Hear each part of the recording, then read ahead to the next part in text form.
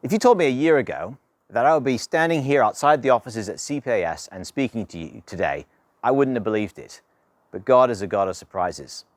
My name is John Scammon, and I'm the newly appointed CEO here at CPAS. This is my second week in the job, and I'm absolutely delighted to be here. CPAS has had such an impact on my ministry over the years.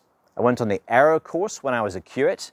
I've just finished 12 years as vicar of St. Thomas's Church in Lancaster, which is a CPAS patronage church. And my children have been on venture camps over the years as well. So I want to say a personal thank you to you as supporters of CPAS for all of your prayers and your financial generosity over the years, without which none of this would have been possible. Over the past few months, I have found myself reflecting on the story of a young man named Elisha. In 1 Kings 19, Elisha was just going about his daily business, plowing his fields, when suddenly the great prophet Elijah came up to him and threw his cloak around him. And I found this story has resonated a lot with me. I felt like I was busy plowing the fields that God had given to me in parish ministry when this unexpected call to CPAS came. Many of you may find yourselves in what feels like a long period of faithful plowing.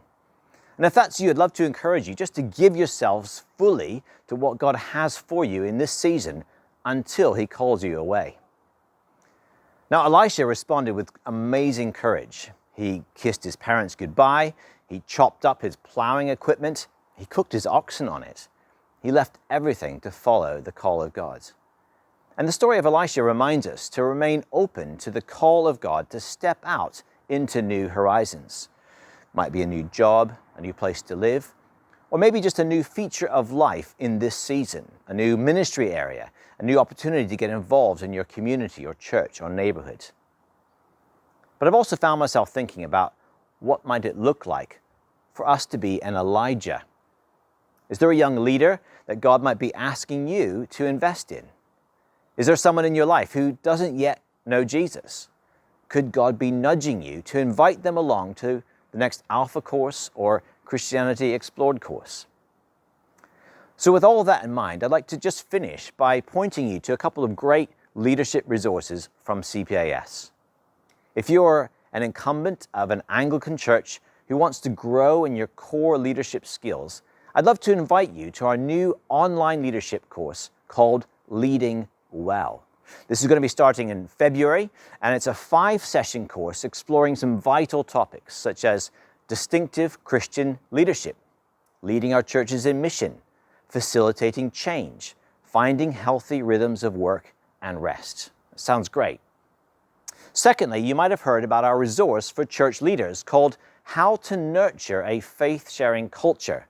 This was launched earlier this year, and it's packed with creative and practical ideas to mobilize church communities around faith sharing. Although a couple of thousand copies have gone, thanks to a generous donor, we still have 700 copies available to give away for free. So if you want to find out more about either of these, just visit the front page of our website, www.cpas.org.uk. Thanks again for your prayers and your support for CPAS as you are our partners in mission. God bless.